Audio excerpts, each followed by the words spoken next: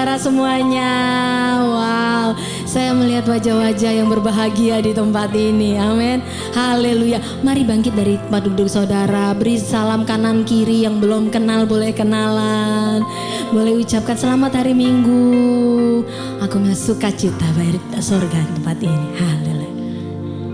Silakan duduk kembali.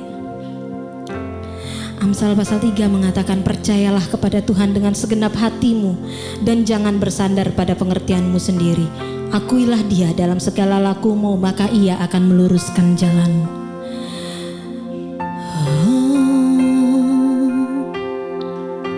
Bapa, kami ada di tempat ini Tuhan untuk menyelaraskan hidup kami dengan kehendak-Mu. Sebesar kasih-Mu buat setiap kami Bapa.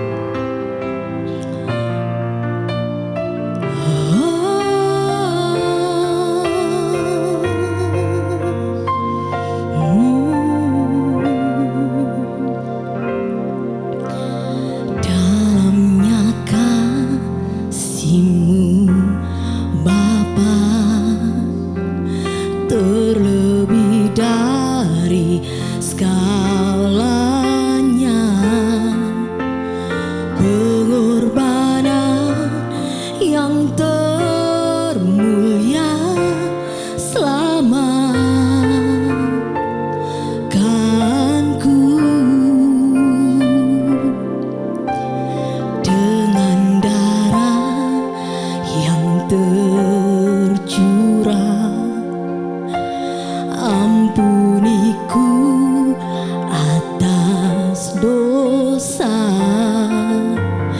ku bersyukur kepadamu, oh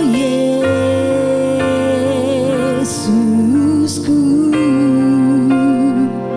Engkau ku sembah, Kau yang terindah. Pulihkan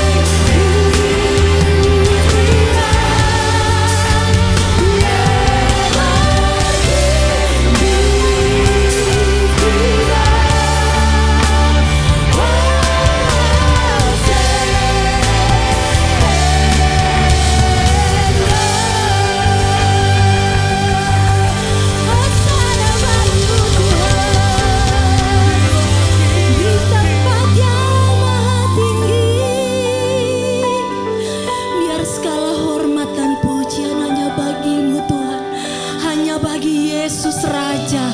Yesus Raja atas bumi ini. Yesus Raja atas Indonesia. Saat ini Tuhan, kami mau berdiri mengangkat tangan kami, kami memberkati negeri kami tercinta. Kami mau katakan shalom, shalom Indonesia, shalom Indonesia. Diberkatilah tanahnya, diberkatilah airnya, diberkatilah udaranya, diberkatilah stabilitas ekonomi dan keamanan di bangsa ini. Berkati pemerintah di bangsa ini Tuhan. Kami memberkati presiden kami Bapak Prabowo Subianto dan Bapak Gibran sebagai wakilnya Tuhan. Biar Kau tambahkan hikmat buat mereka Tuhan. Buat beliau-beliau ini Tuhan, berikan kekuatan, berikan hikmat-Mu, roh takut akan Tuhan dan kemampuan ilahi ada buat presiden dan wakil presiden kami untuk memimpin bangsa ini dengan bijaksana Bapa.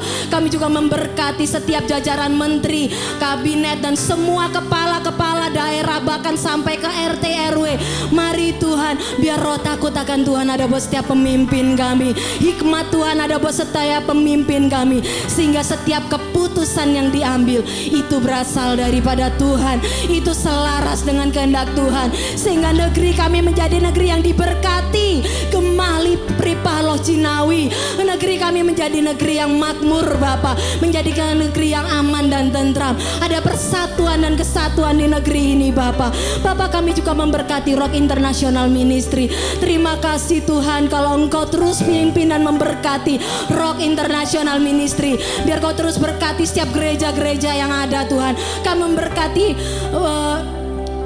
Gembala senior kami Bapak Timotius Arifin dan Ibu Vivi. Kami berkati Bapak Roni Daud Simeon dan Ibu Nancy. Kami juga memberkati Bapak Gembala terkasih Pantai Indah Kapuk, Bapak Hartono dan Ibu Linda. Mari Tuhan berikan kesehatan, berikan panjang umur, berikan hikmat-Mu, tanda-tanda ajaib dan mukjizat Tuhan itu menyertai mereka dalam setiap pelayanan mereka Tuhan.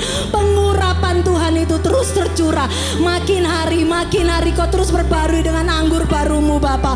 Kami juga memberkati setiap jemaat Tuhan Rock Pantai Indah Kapuk Bapa. Mari Tuhan, biar kami benar-benar menjadi representative of Christ Kingdom in the world. Biar kami menjadi alat-alat-Mu Tuhan, menjadi representatif kerajaan sorga, sehingga setiap orang yang melihat kami, melihat Engkau dalam diri kami Tuhan. Mari kami mau terus bertumbuh di dalam Engkau, biar jemaat Rock Pantai Indah Kapuk terus berbuah-buah dan menyenangkan hati Tuhan. Sebab itu Tuhan, kami yakin dan percaya Kau tidak pernah tinggalkan kami. Sebab itu kami beria-ria di hadapan-Mu, kami memuji Tuhan lebih lagi. Sebab Tuhan Yesus teramat sangat baik dalam hidup kami. Mari yang siap memuji Tuhan, sama-sama kita katakan amin. Haleluya. Seberapa kita di sini yang datang dengan penuh ucapan syukur. Haleluya. Sebab Tuhan yang terus memberkati kita. Yes, Dia datang dari sorga ke dunia untuk menebus dosa kita.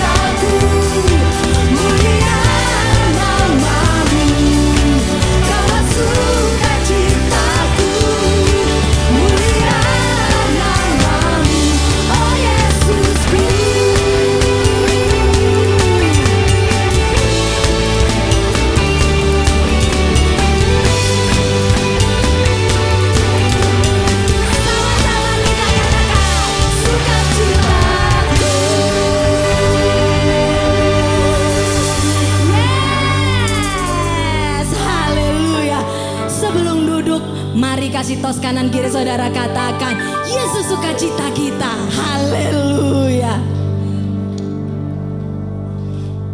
Amin. Silakan duduk Bapak Ibu Saudara.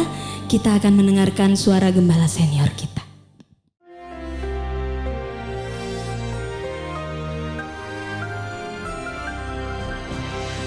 Shalom semua warga kerajaan. The kingdom of God is a kingdom of love. Dan rajanya telah membuktikan seorang raja yang sangat murah hati dan rendah hati. Ketika Kristus masuk ke Yerusalem pada waktu kedatangan yang pertama, dia menunjukkan kerendahan hatinya dengan mengendarai seekor keledai. Ya, seekor keledai, bahkan anak keledai yang belum pernah ditunggangi. Tetapi humility zaman sekarang dianggap suatu kebodohan. Orang berlomba-lomba flexing supaya dianggap hebat, supaya dianggap kaya, ngaku konglomerat padahal konglomerat ya. Karena itu dalam Mika pasal 6 ayat ke-8 dikatakan, "Hei manusia, sudah diberitahukan oleh Tuhan dan apa yang dituntut oleh Tuhan daripadamu." Manusia sini umat manusia, Adam. Pertama dikatakan berlaku adil. Kita tahu kerajaan Allah dasarnya yaitu kebenaran dan keadilan. Kedua, mencintai kesetiaan. Kesetiaan di sini adalah loving kindness, hesed. Dan yang ketiga ini, hidup dengan rendah hati di hadapan Allahmu. Salah satu yang paling dibenci Tuhan adalah kecongkakan, keangkuhan, dan itu semua ada pada kita, bukan? Kita merasa diri hebat, kita merasa diri lebih dari orang lain. Tapi di sini perhatikan, bukan di hadapan Allahmu, not before thy God, tapi with thy God, bersama dengan Allahmu. Saya mengalami dalam hidup saya, yaitu tentang bagian yang terakhir nih, bagaimana hidup dengan rendah hati di hadapan Allah. Saya dulu pemain gitar satu-satunya di persekutuan kita yang kecil itu, dan di ada dokter, ada pengusaha, tidak ada satupun yang bisa main gitar. Saya bisa main gitar dikit-dikit lah. Biasalah, orang mata satu jadi raja di negara orang buta. Dan pada waktu itu kami sedang ada persekutuan di Tretes, di villa daripada Bapak Pendeta Arwianto dari Jakarta sekarang ya, Cokro Bersaudara. Dan di situ saya main gitar dengan sangat pede, saudara. Sangat pede, yang lain tidak bisa. Lalu apa yang terjadi, saudaraku? Ada orang nunjuk ke belakang. Waktu saya menoleh, itu hamba Tuhan, ya dulu ipar dari Pak Arwianto, yaitu Danito Miwa, maestro gitar Yamaha kelas internasional, yang lulusan dari Spain, yang dari Spanish. Langsung saudaraku, saya menundukkan kepala dan saya serahkan gitar kepada beliau untuk beliau memainkannya. Dan saya masih ingat itu, ya. Kacamatanya bundar hitam gitu kayak Adiana Pitupulu gitu. Lalu dia berkata, main terus saja, bagus kok mainnya. Aduh, sejak saat itu saya main gitar, tetapi karena diizinkan oleh maestro. Jadi saya main gitar berikutnya bukan angkat kepala, tapi nundukkan kepala. Sadar, I walk humbly before the maestro. Demikian juga dengan Tuhan. Siapa yang kita mau banggakan? Kita lihat bagaimana hamba-hamba Tuhan yang hebat-hebat itu semuanya rendah hati. Itu tanda ada roh Kristus dalam kita.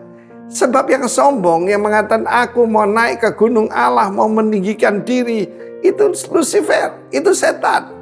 Tapi Tuhan Yesus itu lemah lembut, rendah hati, dan berkata belajar daripada-Aku. Saudara yang kasih Tuhan, itu pelajaran yang tidak pernah saya lupakan. Bahwa Tuhan selalu hadir.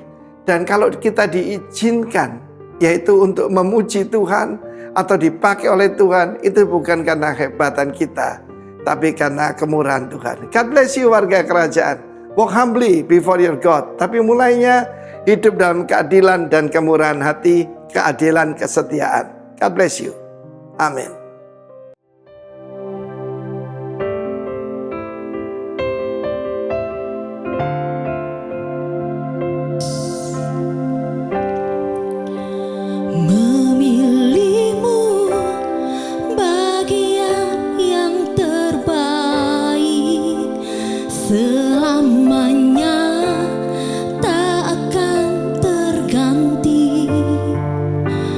Harta yang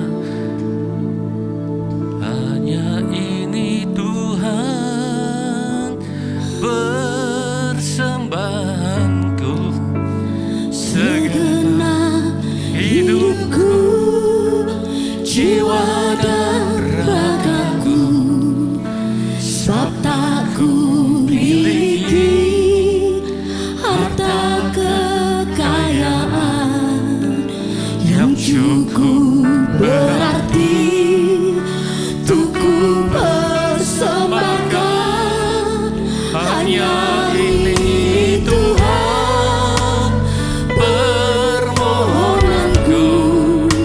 Terimalah Tuhan persembahanku. Pakailah hidupku sebagai alatmu seumur hidupku. Hanya ini Tuhan,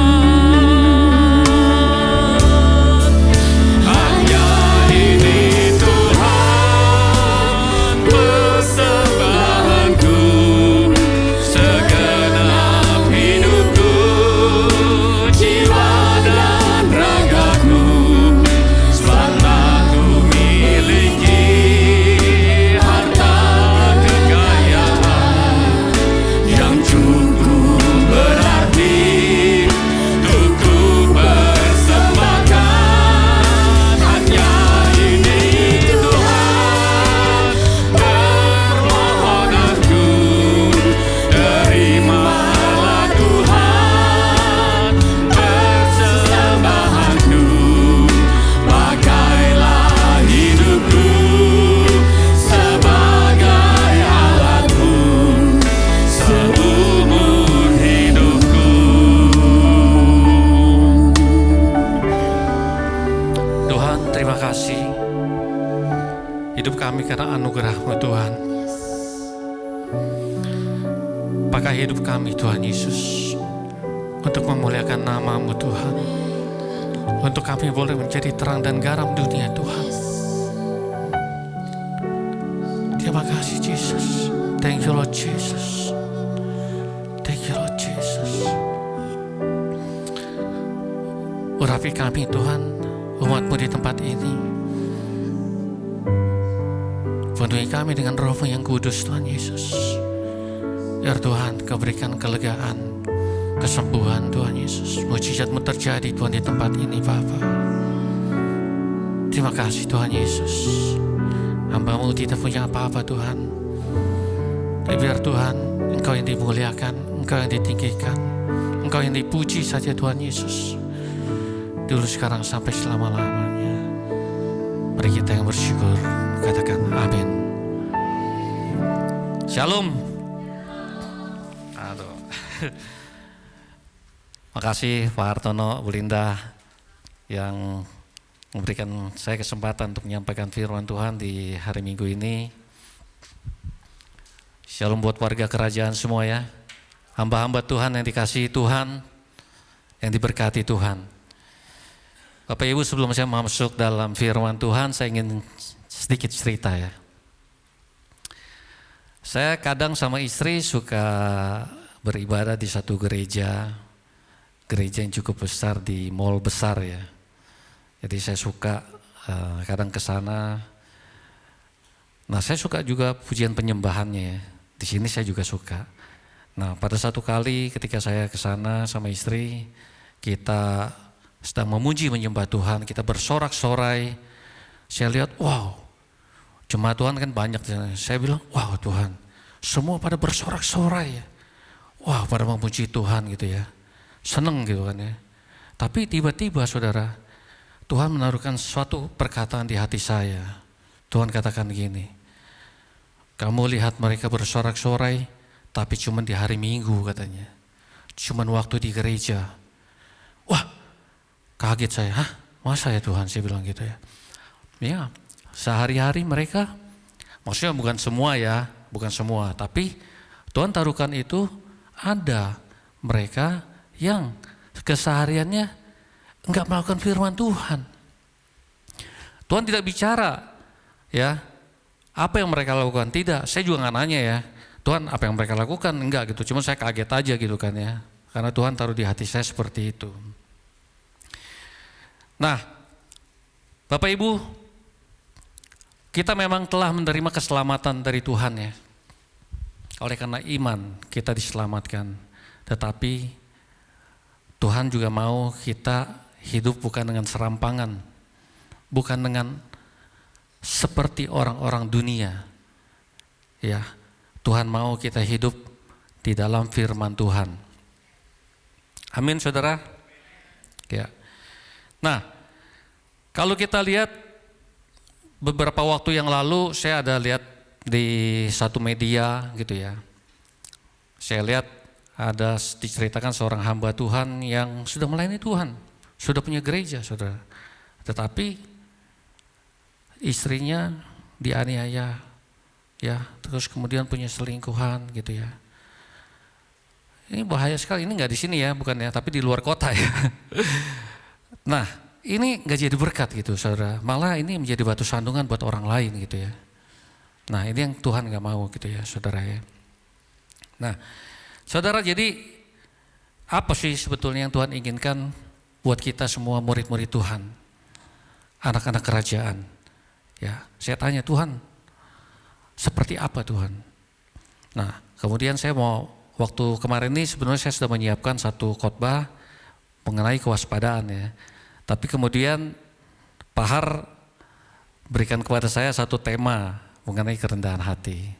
Tapi saya bilang gini, wah Tuhan, saya nggak mau khotbah kerendahan hati. Saya bilang, saya ini masih belum rendah hati Tuhan. Saya bilang, masih ada kesombongan. Saya nggak mau Tuhan. Saya bilang gitu kan.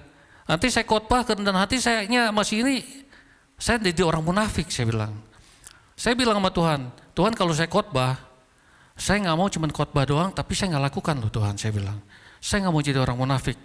Tahu nggak saudara? Kalau saya khotbah, nggak lama saya dapat ujian saudara. Beneran. Satu hari ya saudara, setelah saya khotbah, hari Minggu saya pergi sama istri saya, kita mau ke Bakso Solo yang di seberang itu. Ya. Terus kemudian di sana kan parkirnya penuh ya.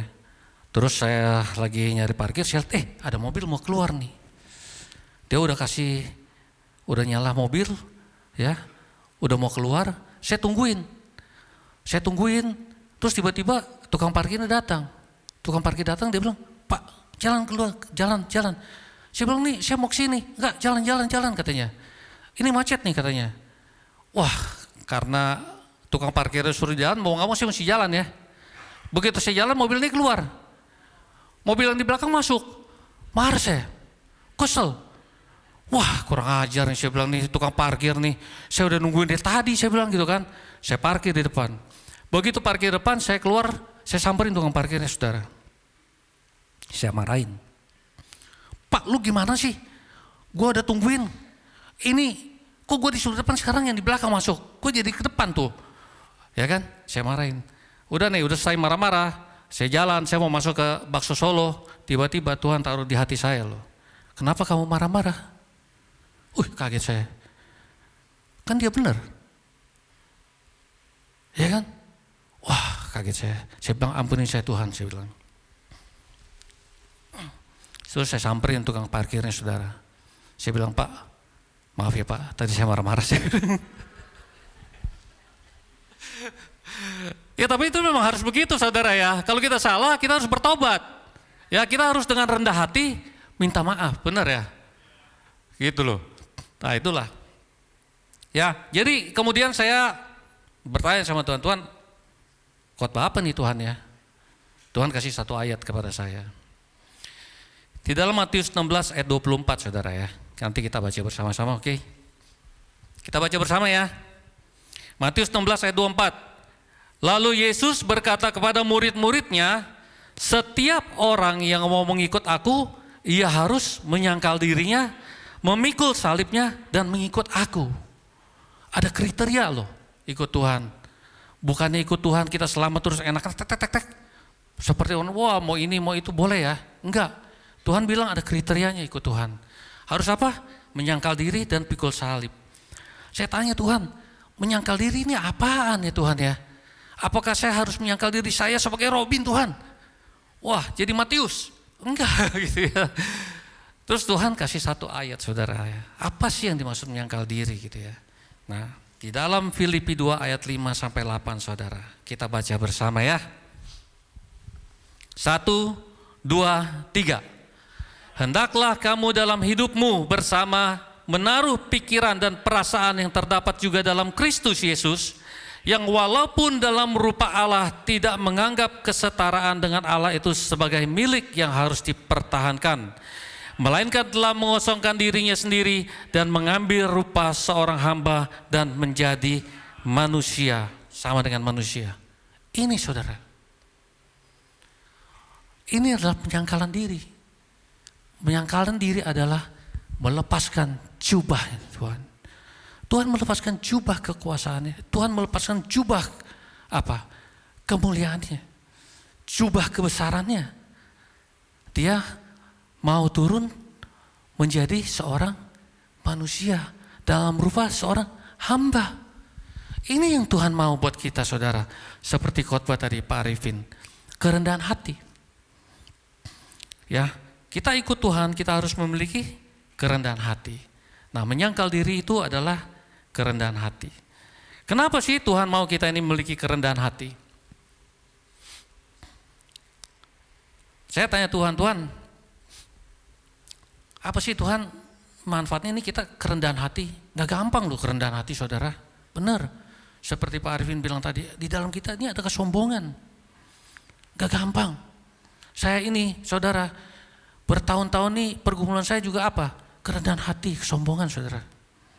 Ya, seringkali tanpa kita sadari ini kita sombong. Seperti tadi saya marahin tukang parkir, itu kan kesombongan. Ketika kita dirugikan, ya kita marah saudara, benar ya?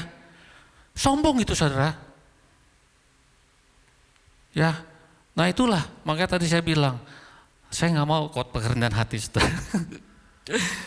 Ya, Tuhan bilang apa? Kerendahan hati itu, dengan kerendahan hati kita baru bisa melepaskan pengampunan saudara. Tanpa kerendahan hati, gak bisa ada pengampunan. Benar? Orang yang sombong suruh ngampuni bisa? Gak bisa. Ngapain gua ampunin dia? Siapa dia? Gak bisa saudara. Dengan kerendahan hati kita bisa mengampuni, melepaskan pengampunan. Dengan pengampunan kita bisa mendapatkan pemulihan, kesembuhan. Kita pernah dengar ya kesaksian Pak Roni yang kesaksian dia di Amerika. Ada seorang wanita yang di kursi roda. Bertahun-tahun dia nggak bisa jalan. Ya tentu kita semua sudah pernah dengar ya. Tapi oleh karena dia mau merendahkan hatinya saudara. Dia mau mengampuni saudaranya itu. Mujizat terjadi. Dia mengalami apa? Kesembuhan, pemulihan. Kita tahu Yakub dan Esau ya saudara ya. Itu dua udah seperti kucing dan anjing. Apalagi Esau marah sekali sama Yakub. Dia dikhianati, dia ambil hak kesulungannya. Tapi apa saudara? Yakub mau dipulihkan dengan apa? Dia merendahkan hatinya, dia merendahkan dirinya. Dia datang kepada Esau dengan apa? Merangkak saudara. Akhirnya apa? Pemulihan terjadi.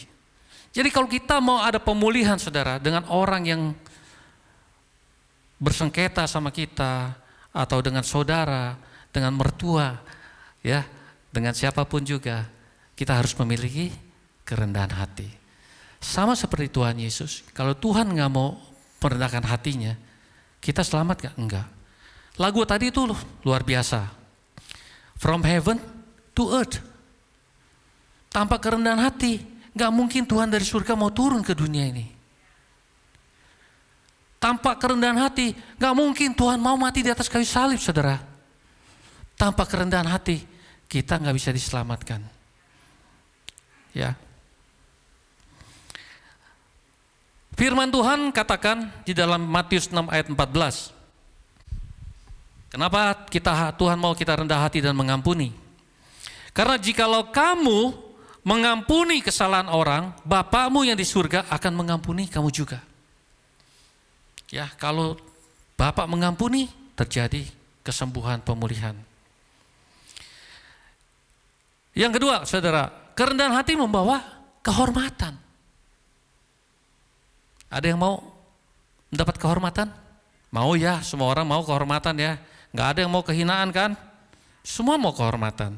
Nah firman Tuhan katakan apa? Kerendahan hati membawa pada kehormatan. Amsal 18 ayat 12. Dikatakan tinggi hati mendahului kehancuran, tetapi kerendahan hati mendahului kehormatan. Ya. Ada satu cerita di kitab Rut, ya saudara ya. Ada yang pernah baca kitab Rut? Ya, udahlah ya semua ya. Di situ ada seorang wanita bernama Naomi, saudara. Ya, dia punya suami, punya anak-anak. Dia pergi dari kampungnya, dia pergi ke Moab ya. Kemudian di situ suaminya meninggal, kemudian anak-anak meninggal, hartanya habis-habisan saudara dia. Ya, kalau saudara baca nanti di kitab Rut ya, di situ dia katakan gini, Tuhan telah melakukan apa yang pahit kepadaku. Dengan tangan yang penuh aku pergi, dengan tangan yang kosong aku pulang. Tapi ada satu orang pribadi saudara yang punya kerendahan hati. Siapa? Rut. Rut adalah menantunya. Rut dengan rendah hati dia masih mau menerima siapa? Naomi. Walaupun Naomi satu udah tua, dua gak punya harta lagi, tiga gak punya apa-apa, badannya lemah. Kalau sekarang ada yang mau melayani, belum tentu loh. Bahkan ada anak yang orang tuanya nggak punya apa-apa, udah ditinggalkan saudara. Kejadian, bener. Ya, ada yang ditaruh di panti asuhan, panti jompo. Tapi Rut, dia punya kerendahan hati saudara. Dia mau terima mertuanya yang udah nggak punya apa-apa lagi. Dia katakan gini, Allahmu adalah Allahku, bangsamu adalah bangsaku. Di mana kamu mati, aku mati di sana. Dia bilang. Dia mau terima Naomi apa adanya. Sehingga akhirnya dia ikut pulang bersama Naomi. Dan yang kedua saudara, dengan rendah hati dia mau bekerja sebagai apa? Pemungut jelai. Jadi pada waktu itu kalau ada padi itu yang dituai ya, ada berkas-berkasnya tuh, ada jelai-jelai yang jatuh, dia yang pungutin. Supaya apa? Supaya dia bisa makan bersama mertuanya. Tapi apa ganjaran kerendahan hati Rut yang dia terima saudara? Firman Tuhan katakan, dia akhirnya menikah dengan siapa? Boas, orang yang kaya raya, yang masih kerabat daripada suami Naomi. Dan lewat Rut lah lahir Obed, ya kakeknya daripada Raja Daud. Kita lihat saudara, kerendahan hati membawa kepada kehormatan. Ya, saya lanjutkan. Kerendahan hati membawa kepada mujizat. Ya, kenapa Tuhan mau kita memiliki kerendahan hati? Kerendahan hati membawa mujizat, saudara. Di dalam kitab ada satu cerita mengenai Naaman. Udah tahu ya semua ya, perwira Raja Aram yang sangat dihormati oleh raja. Naaman ini tapi dia punya penyakit kusta yang gak bisa sembuh. Naaman ini adalah orang yang punya pangkat yang tinggi saudara. Kemudian ada seorang anak pembantu dari Israel itu berkata kepada istri Naaman, coba datang kepada Nabi Elisa, dia bisa menyembuhkan. Wah senang Naaman saudara. Dia bawa harta yang banyak saudara. Dia bawa pegawai-pegawainya, kuda, dia pergi bersama prajuritnya. Dalam bayangan dia, aku mau kasih nabi ini harta yang banyak saudara, supaya aku bisa sembuh. Siapa sih yang gak mau sembuh saudara? Apapun juga mau diberikan, benar ya? Semua juga mau kita ini demi kesembuhan. Sama kayak Naaman saudara, dia bawa semuanya. Tapi boro-boro ketemu Nabi Elisa, ketemu juga enggak. Yang ketemu apa? Pegawainya. Terus pegawainya bilang apa? Nabi bilang kamu mandi di sungai Yordan 7 kali maka sembuh. Kaget ya saudara, marah dia. Saya pikir itu Nabi mau keluar terus tangannya digini-giniin. Wah ya kan, baru sembuh. Emang gak ada sungai lain selain Yordan? Banyak sungai yang lebih bagus, lebih bersih dari sungai Yordan. Mungkin sungai Yordan pada waktu itu kotor banget kali ya. kayak kali hitam mungkin. Gak mau dia ya. Tapi saudara, ketika dia mau merendahkan hatinya, mengikuti saran dari pegawainya, dia masuk ke dalam sungai Yordan 7 kali, sembuh saudara. Coba bayangkan kalau dia tetap mempertahankan kesombongannya. Aku ini orang terhormat loh. Aku ini pejabat tinggi, raja yang sangat dihormati. Masa aku suruh masuk ke sungai yang kotor? Sembuh gak? Enggak sembuh. Tapi karena kerendahan hati dia, kesembuhan terjadi saudara. Ya, mujizat terjadi. Nah, dengan kerendahan hati saudara, kenapa Tuhan juga mau kita memiliki kerendahan hati? Dengan kerendahan hati kita baru bisa menjangkau jiwa-jiwa. Karena kita ini murid-murid Tuhan. Tuhan mau kita menjangkau jiwa-jiwa. Kalau kesombongan, mau gak kita menjangkau jiwa-jiwa? Gak mau. Ya, kemarin ini beberapa waktu yang lalu, istri saya bilang sama saya, yuk mau gak melayani katanya di dia punya WB ya. Ada satu, kita mau pergi nih, mau beritakan Injil kepada seorang nenek-nenek, ya kan. Dia agama Buddha, kamu kan dulu backgroundnya Buddha katanya. Ayo katanya, saya bilang apa? Enggak males, saya bilang. Gak mau males saudara, cewek semua, saya cowok sendiri. Ya, tapi itu malam dia ngomong saudara, saya bilang enggak males. Kok begitu sih katanya. Terus dia bilang sama ketua WB, enggak mau katanya gitu kan. Besok pagi saya ditegur Tuhan saudara. Kamu bilang nyanyi, pakailah hidupku Tuhan sebagai alatmu. Beritakan Injilmu. Mana? Ini suruh beritakan Injil kamu gak mau pergi katanya. Aduh iya Tuhan ya. Akhirnya pergi juga saudara. Tapi puji Tuhan saudara. Sampai di sana saya ketemu nenek ini. Tuhan kasih saya hikmat saudara. Ya. Saya ini kan jarang ngobrol sama nenek-nenek, mau ngomong apa gitu ya. Tapi sama nenek ini saya bingung, saya bisa ngobrol saudara. Sampai akhirnya saya ajak dia terima Tuhan Yesus saudara.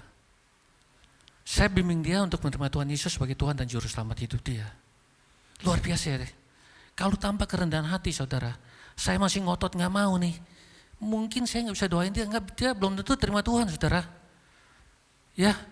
Itulah karena kerendahan hati baru kita bisa menjangkau jiwa-jiwa seperti apa yang Tuhan inginkan buat kita murid-muridnya. Beritakanlah Injil sampai ke ujung bumi. Ya, tanpa kerendahan hati nggak bisa saudara. Ya, tanpa kerendahan hati nggak ada hamba-hamba Tuhan di sini saudara. Nggak ada Pak Hartono. Kenapa?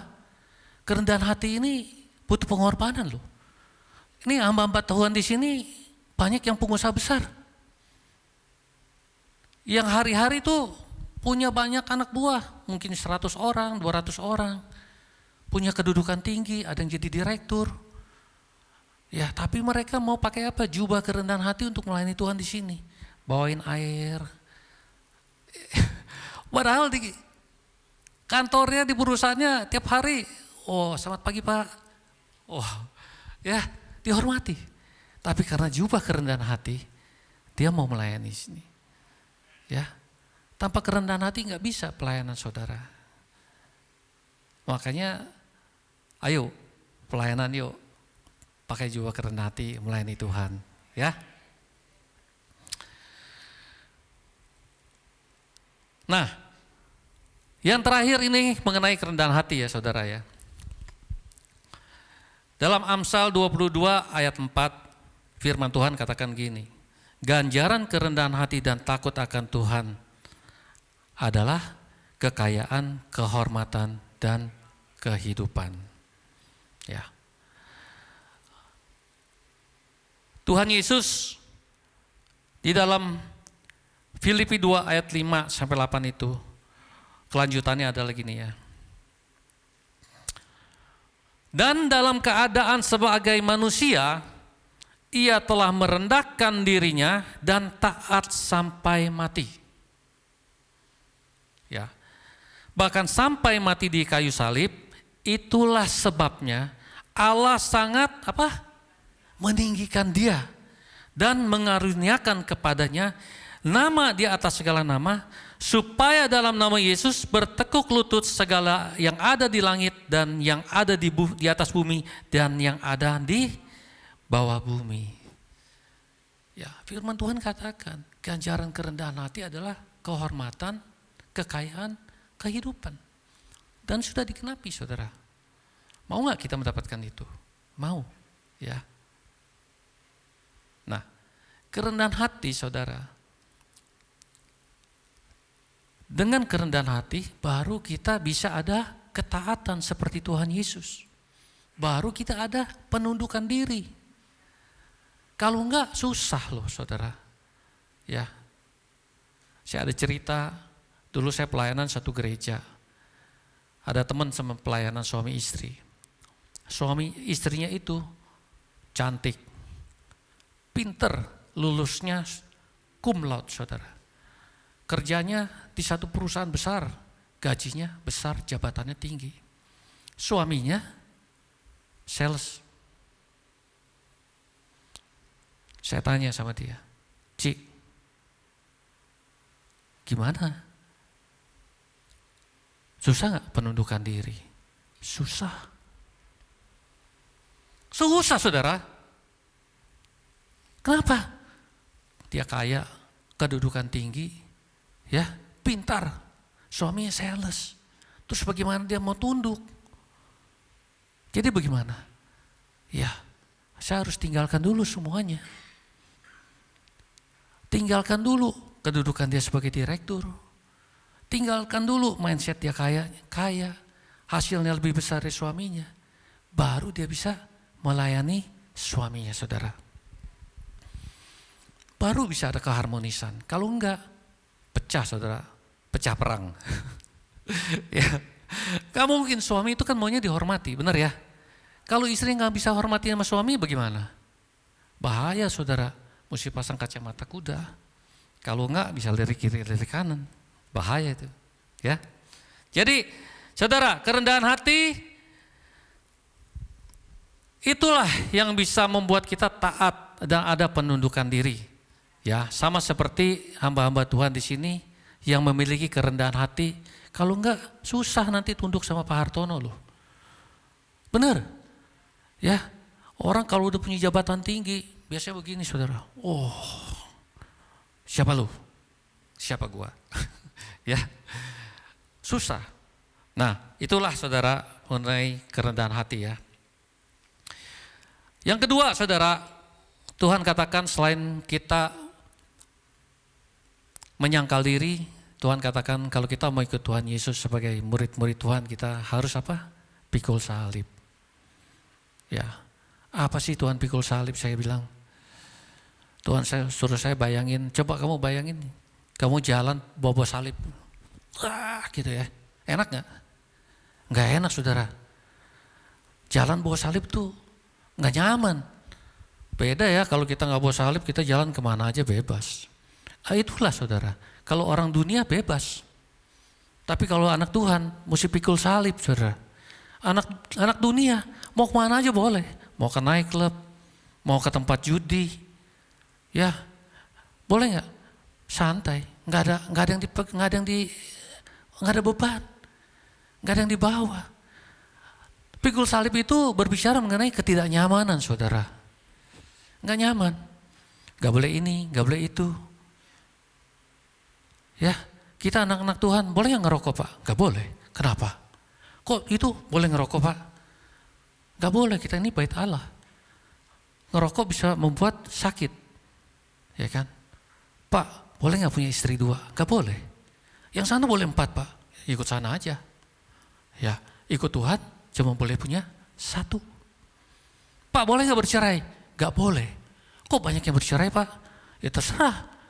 Tuhan bilang jangan bercerai. Enak nggak? Nggak enak, saudara. Ya, pikul salib itu nggak nyaman, nggak enak. Pak, orang itu hina saya dicaci maki. Saya mau datang, mau pukul dia, Pak. Boleh nggak? Nggak boleh. Ampuni. Kalau orang dunia, Wah, lu caci gua, lu pukul gua pukul lagi. Ya. Kedagingan. Ya itulah, saudara, pikul salib itu kita harus siap untuk tidak nyaman sebagai anak-anak Tuhan. Ya, kita nggak boleh hidup serampangan. Ya, ada rule, aturan-aturan yang Tuhan berikan kepada kita. Pikul salib. Yang kedua, saudara, pikul salib itu adalah, saya bayangkan pikul salib itu beban loh Tuhan. Iya, beban. Ya, ada bebannya. Setiap orang punya salib masing-masing. Ya, nggak mungkin setiap orang dikasih salib yang berat sekali sampai nggak bisa berjalan. Nggak bisa, saudara. Masing-masing punya salib sesuai dengan kekuatan kita. Oke? Beban. Bebannya apa? Beban itu adalah tanggung jawab. Bahwa kita anak-anak Tuhan, kita harus bertanggung jawab, saudara, dengan hidup kita. Makanya saya bilang, kalau orang-orang Kristen yang hidupnya masih serampangan, bagaimana tanggung jawab dia sama Tuhan? Kita harus tanggung jawab nggak sama Tuhan? Tanggung jawab. Di akhir zaman nanti kita pun tanggung jawab. Kamu ngerja apa? Kamu ngapain di dunia ini sebagai anak Tuhan? Tanggung jawab loh.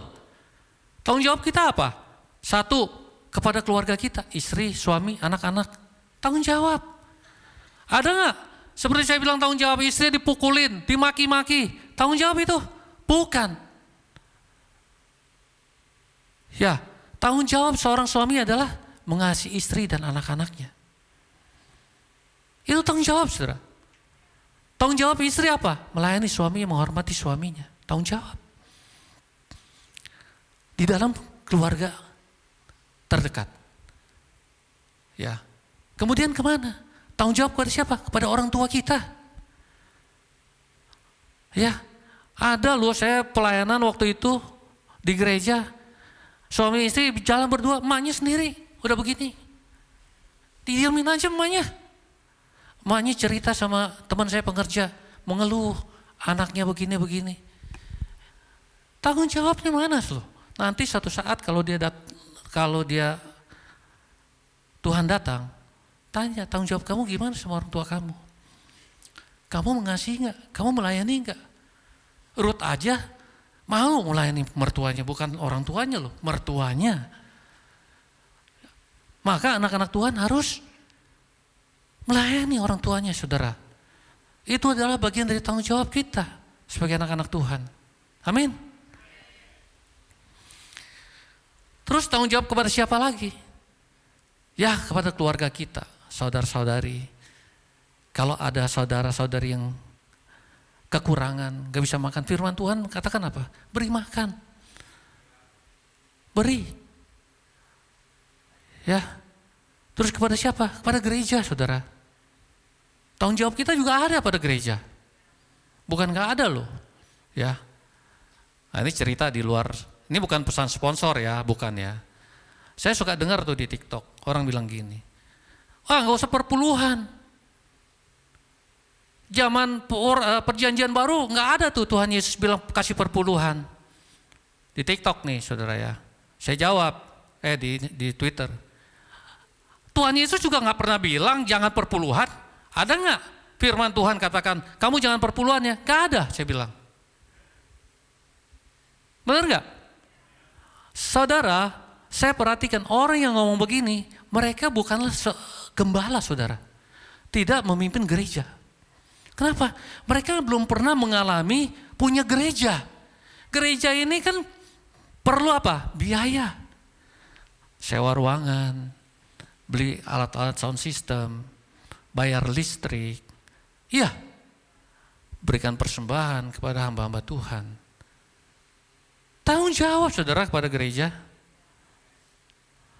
Ada orang, datang ke gereja oke lah, datang beribadah pulang gitu ya. Nggak ada tanggung jawabnya sama gereja. Kasih persembahan, noceng, goceng, ceban. Makan aja nggak dapet loh sekarang. Benar? Tanggung jawab, saudara, sama gereja. Itu pikul salib, saudara. Beban. Ya. Terus tanggung jawab apa lagi? kalau kita melihat orang-orang yang miskin, ya itu juga tanggung jawab kita loh. Ya, firman Tuhan katakan pada waktu dia datang kedua kali, Tuhan pisahkan kambing dan domba. Terus kemudian yang domba, Tuhan bilang, kamu telah memberi aku makan ketika aku lapar. Kamu memberi aku pakaian ketika aku telanjang. Mereka bilang apa? Tuhan, kapan aku beri kamu, Tuhan? Pada waktu kamu memberikan orang-orang yang hina, ya engkau telah melakukan yang untuk aku, kata Tuhan. Ya, itu beban saudara, tanggung jawab kita. Udah belum? Kalau belum, ayo lakukan. Oke? Ya.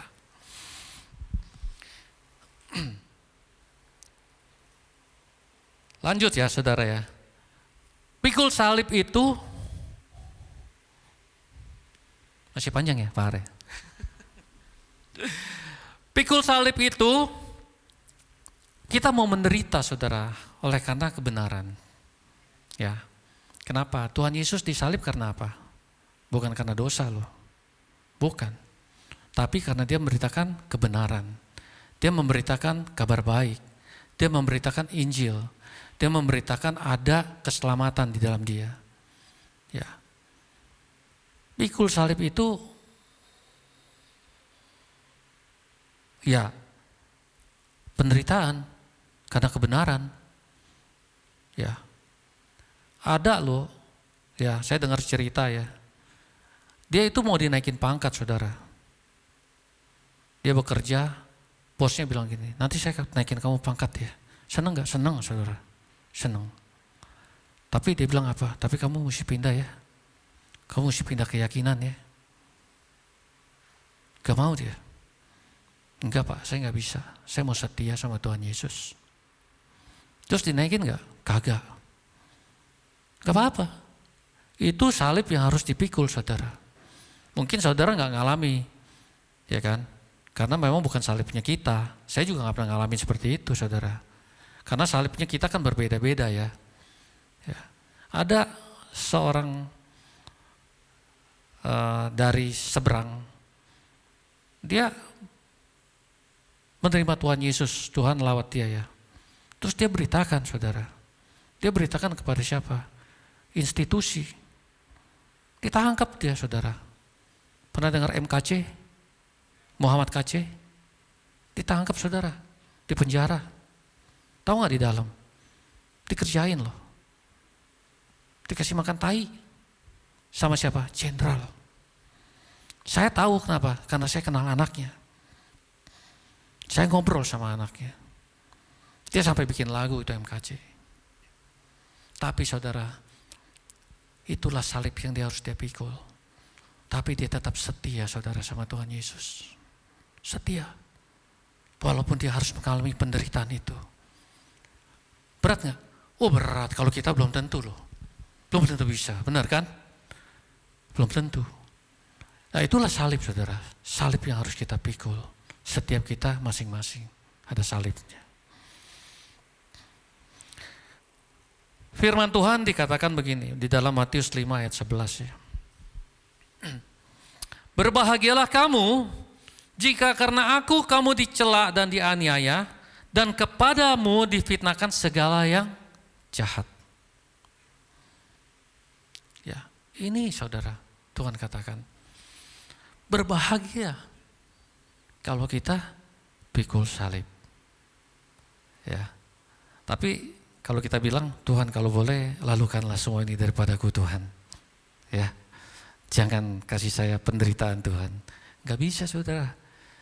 Karena ada salib masing-masing harus kita pikul. Kalau kita mau jadi murid Tuhan Yesus. Ya. Nah. Terakhir saudara. Senang terakhir. Pikul salib itu berbicara mengenai mematikan kedagingan, saudara. Di dalam Galatia 5 ayat 19 sampai 21, firman Tuhan katakan gini, perbuatan daging telah nyata, yaitu apa? Percabulan, kecemaran hawa nafsu, penyembahan berhala, sihir, perseteruan, perselisihan, iri hati, amarah, kepentingan diri sendiri, pencideraan, roh pemecah, kedengkian, kemabukan, pesta pora, dan sebagainya. Terhadap semuanya itu kuperingatkan kamu, seperti yang telah kubuat dahulu, bahwa apa?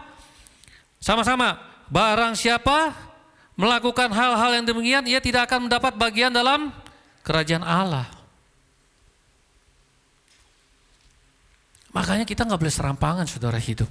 Walaupun kita sudah menerima keselamatan, ya, kita harus hidup menghidupi firman Tuhan.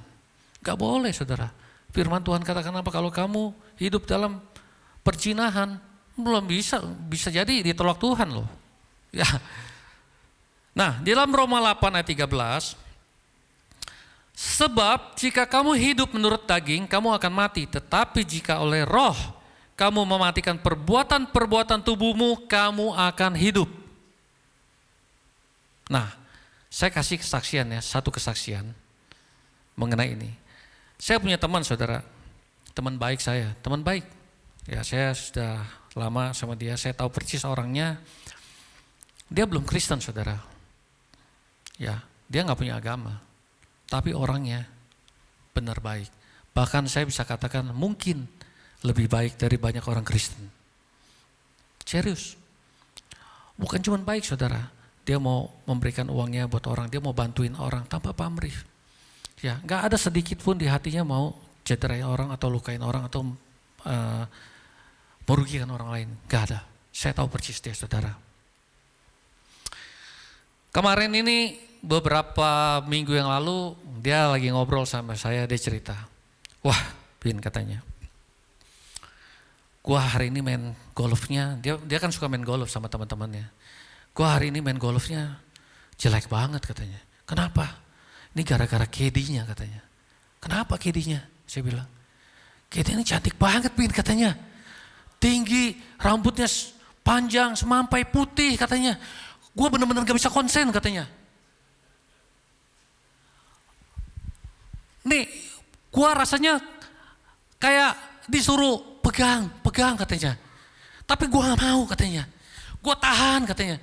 Kenapa? Karena gue tahu kalau gue sedikit pegang, gue minta teleponnya, gue habis pasti, katanya. Pasti gak stop dari situ, katanya. Pasti lanjut, dia bilang. Gue gak berani, katanya. Gue gak mau, katanya. Wah, hebat ya. Tahu gak setelah pulang, teman-temannya bilang gini sama dia.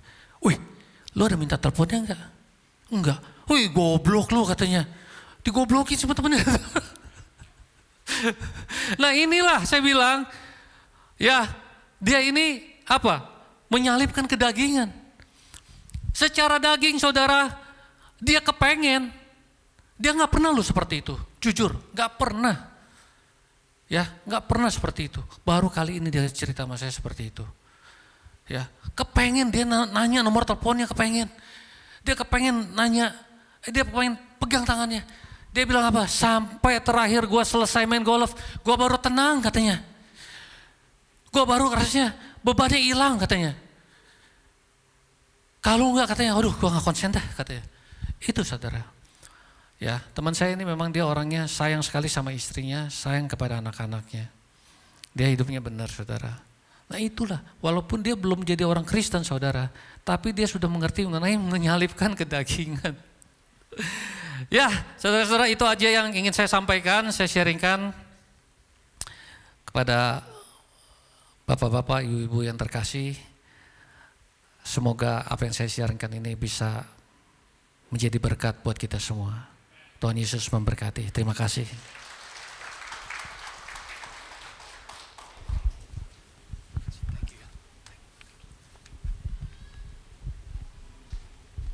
Ya, thank you Bapak Pendeta Robin.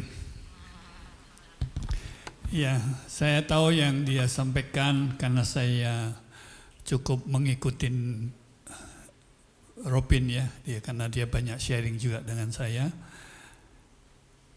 Jadi saya tahu apa yang Tuhan proses juga dalam kehidupannya.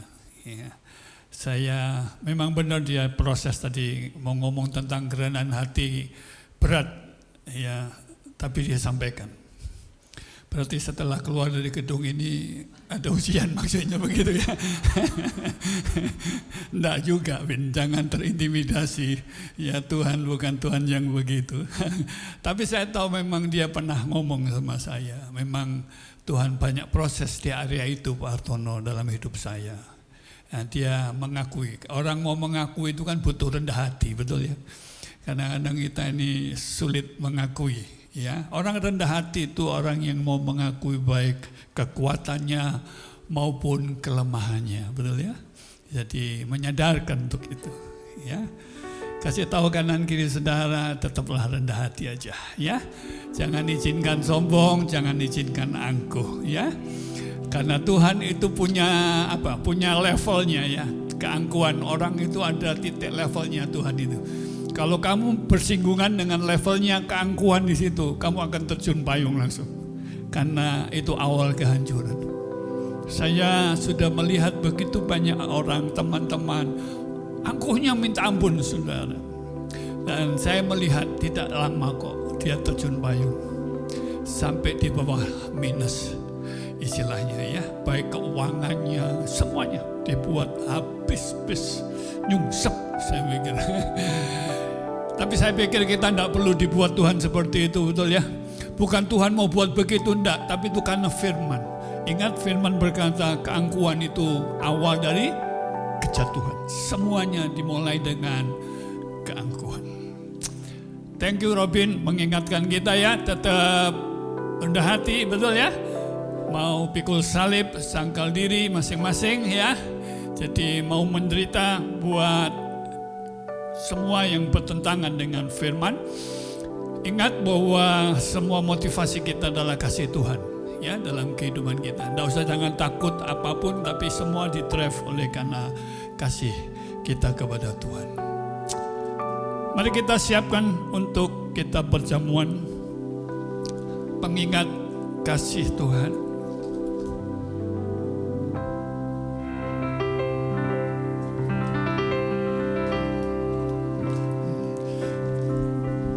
Ku tetap cinta, ku tetap cinta, ku tetap cinta. Walau badai datang menerpa, ku tetap cinta, ku tetap cinta.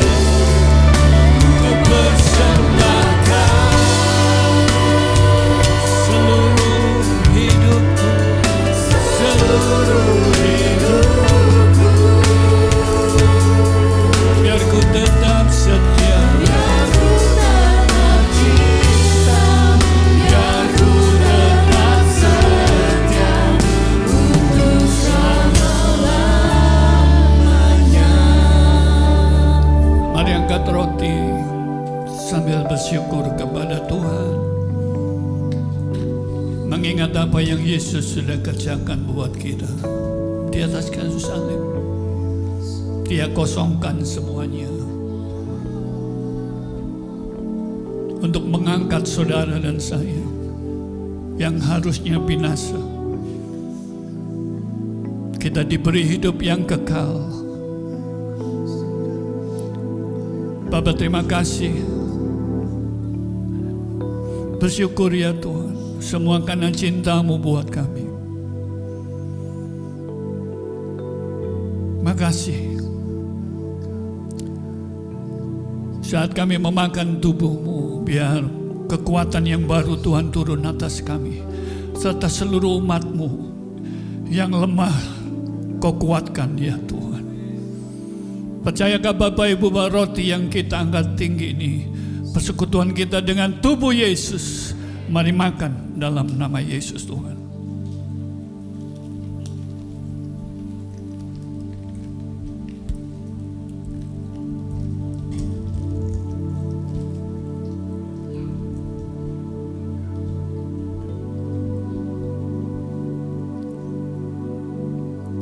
Mari angkat cawan anggur.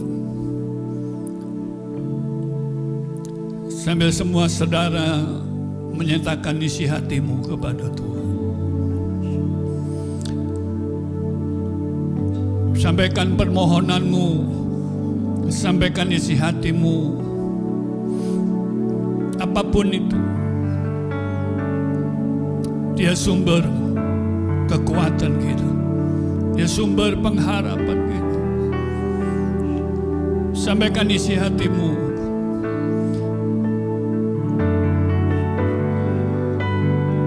Oh Tuhan, ya Yesusku, Engkau yang mendengar seruan kami, Engkau yang mendengar seruan umat-Mu Tuhan. Karena hanya Engkau sumber kehidupan kami Tuhan. Kau dengar kami, Kau dengar umat-Mu ya Tuhan. Yesus, Yesus, Yesus, Yesus Tuhan. Ya Tuhan, ya Tuhan, ya Yesusku, ya Tuhanku, ya Tuhan. Makasih. Kami percaya waktu kami meminum darah-Mu, ada kehidupan Tuhan turun atas kami, menyegarkan tubuh kami, menyegarkan jiwa kami. Percayakah Bapak Ibu bahwa cawan anggur yang kita angkat tinggi ini persekutuan kita dengan darah Yesus? Mari minum dalam nama Yesus Tuhan.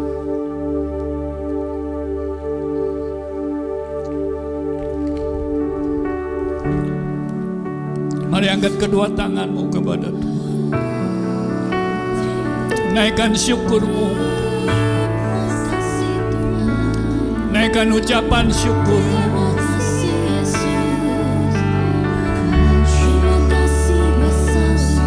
Tuhan, terima kasih.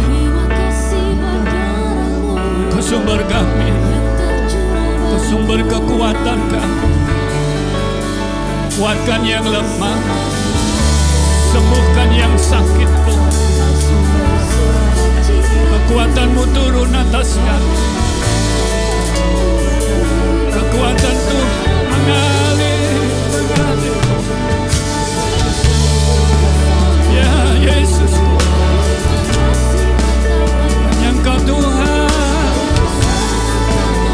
Kekuatan kami hanya Yesus. Hanya Yesus Tuhan. Thank you Jesus. Thank you. Thank you Jesus.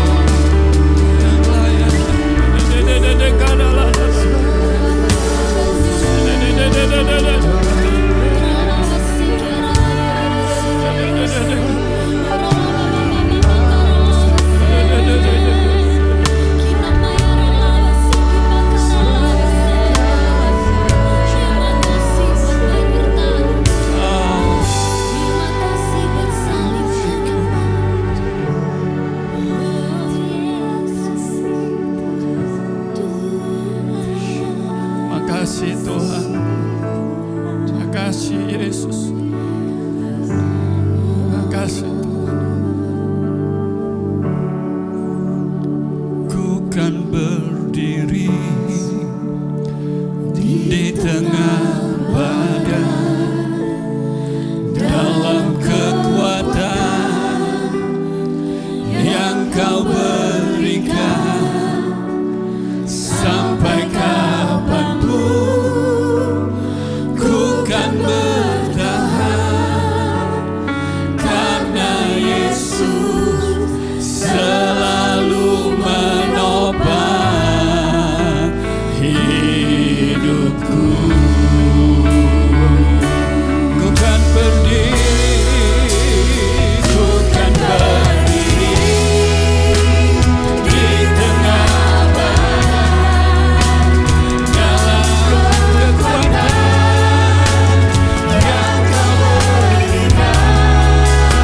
Amin. Sampai kapanpun ku kan bertahan karena Yesus selalu. Amin. Ku kan berdiri, ku kan berdiri di tengah badai dalam kekuatan yang Kau berikan sampai kapanpun.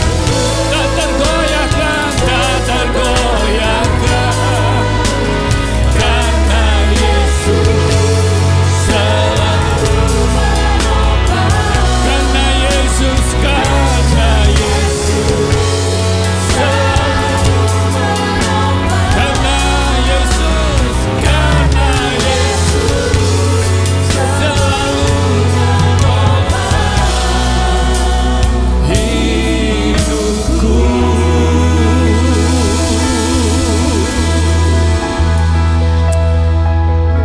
Dalam nama Yesus sumber kekuatan kami. Haleluya. Amin. Amin. Amin. Silakan duduk Bapak Ibu. Kita akan mendengar beberapa pengumuman. Mari kita akan berdoa buat adik-adik Rocky kita. Aku anak raja, engkau anak raja, kita semua anak raja. Aku anak raja, engkau anak raja, kita semua anak raja. Haleluya, puji Tuhan, haleluya, puji Tuhan, haleluya, puji Tuhan, haleluya, haleluya, puji Tuhan, haleluya, puji Tuhan, haleluya, puji Tuhan, haleluya. Ya, silakan orang tuanya maju doain anak-anaknya. Dan saya undang kita bangkit berdiri bersama-sama semuanya. Ya, tumpangin tangan anak-anakmu, doain orang tua, para ayah, para ibunya, berkati anak-anakmu. Tuhan, terima kasih untuk anak-anak yang Kau percayakan buat kami. Kami mau persembahkan mereka di atas altar-Mu menjadi persembahan yang hidup, yang berkenan kepadamu. Roh jiwa tubuh mereka dipelihara sempurna ya Tuhan. Mereka akan bertumbuh sehat, baik rohnya, jiwa dan tubuhnya. Bapak, aku takut akan Tuhan ada atas anak-anak kami. Hikmat Tuhan ada atas anak-anak kami. Mereka akan melaksanakan kehendak-Mu bagi generasi mereka. Dalam nama Yesus Kristus Tuhan, berkati kedua orang tuanya dengan takut akan Tuhan, dengan hikmat-Mu untuk mendidik anak-anak mereka di dalam jalan-jalan-Mu ya Tuhan. Berkat-Mu atas mereka, dalam nama Yesus Kristus Tuhan. Kami juga memberkati seluruh umat-Mu. Mari angkat kedua tangan-Mu, pulanglah, berkat surga terus melimpah atas rumah tangga-Mu. Karuniakan Tuhan kerukunan di tengah-tengah kehidupan rumah tangga umat-Mu, keluarga demi keluarga. Tuhan berkati apa yang dikerjakan umat-Mu. Kau buat berhasil, Kau buat beruntung, karena disertai oleh Engkau ya Tuhan. Berkati studi anak-anak kami. Berkat-Mu ya Tuhan atas seluruh area kehidupan umat-Mu ya Tuhan. Diberanikan karuniakan hikmat untuk mengelola semua kepercayaan demi kepercayaan, semua tanggung jawab demi tanggung jawab yang Tuhan terus tambah-tambahkan atas umat-Mu. Berkat bangsa-bangsa turun atas umat-Mu ya Tuhan. Berkat kerajaan-Mu dilimpahkan atas mereka, yaitu kebenaran, damai sejahtera dan sukacita oleh Roh-Mu berlimpah-limpah turun atas umat-Mu mulai siang ini sampai selama-lamanya. Dalam nama Yesus Kristus Tuhan, saudara yang diberkati dan siap jadi berkat, sama-sama katakan amin, amin, amin, amin. Happy Sunday. Tuhan memberkati semuanya.